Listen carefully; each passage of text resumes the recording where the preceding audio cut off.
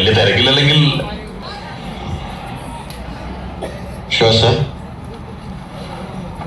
ഞങ്ങളിങ്ങനെ ഒരു ചായ കുടിക്കാറിയതാ.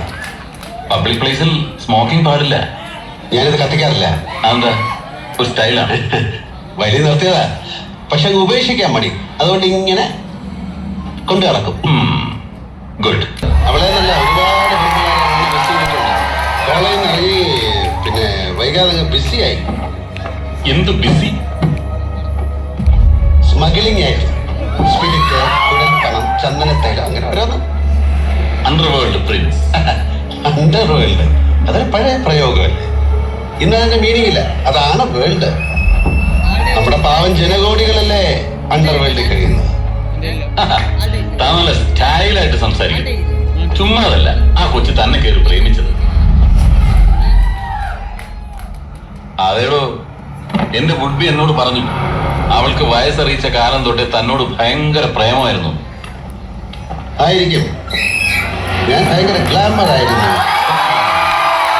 ഇപ്പോഴും മോശമൊന്നുമില്ല. ഇല്ല, എന്തോ എന്നെ ഇഷ്ടമാണ്.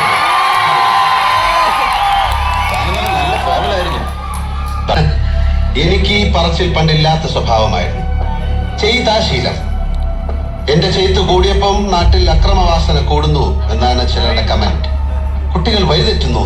അതുകൊണ്ട് ആദ്യം ഒരു റൗണ്ട് പറയും, പിന്നെ ചെയ്ത് കാണിക്കും. തനിക്ക് നല്ല ഇടി കൊണ്ട് ശീലമുണ്ട്.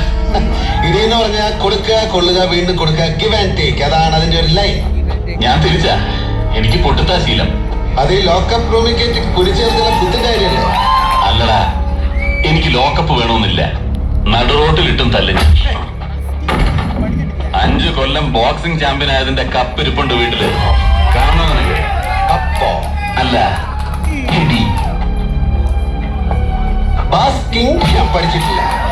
ഗരാറ്റെ പഠിക്കാൻ ആഗ്രഹം ഉണ്ടായിരുന്നു, നടന്നില്ല. പിന്നെ ഗളരിപ്പൈ, അത് കുറെ കാലം പഠിക്കണം പഠിക്കണം എന്ന് പറഞ്ഞ് നടന്നു, ടൈം കിട്ടില്ല.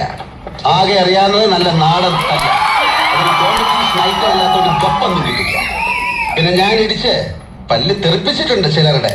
അതൊക്കെ ഞാൻ വീട്ടിലൊരു ഹോർലിക്സ് കുപ്പിയിൽ സൂക്ഷിച്ച് വെച്ചിട്ടുണ്ട്. അല്ലാതെ ഇത്രയും വലിയ കുപ്പി. എന്നാ നമുക്ക് തുടങ്ങാം. അല്ല, ഈ റോഡിൽ വെച്ച് അതും സാറ് യൂണിഫോമില്. അത് വിട്.